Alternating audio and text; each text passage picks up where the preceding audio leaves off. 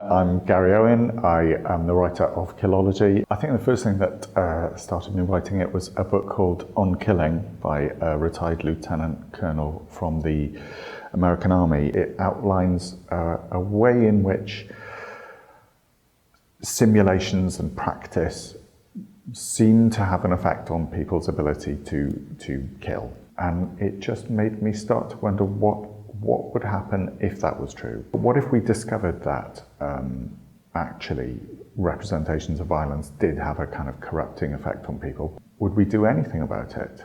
Or would we just go on as we were because people make vast amounts of money out of images of violence?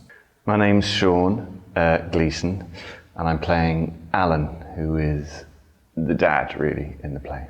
Alan talks about the love for the child and his love for Davy, and he's obviously filled with regret for his absence. He was not there, he wasn't present for his son, and that has consequences. Despite the advances of feminism, we still, I think, tend to think that bringing up children is a mother's responsibility much more than a father's. So while it could have been about a mother and a son, I felt that would be letting dads off the hook a little bit, and I wanted to write about what happens sometimes when fathers don't do as much as they should.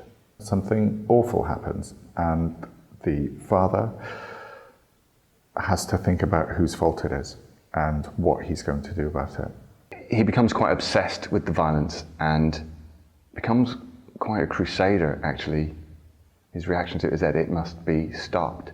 In a world where we think very often in headlines or tweets or memes, that a play can spend an hour and a half portraying a situation in all its complexity and its contradictions, and it can leave an audience going away from that with the complexity and richness and difficulty of a situation to then make decisions for themselves. There are life lessons about how you treat people, how involved you are with people, your reaction to violence, being aware of how you're being manipulated by the media. It's very rich, and I think it'll be kind of invigorating as well as slightly darkly daunting.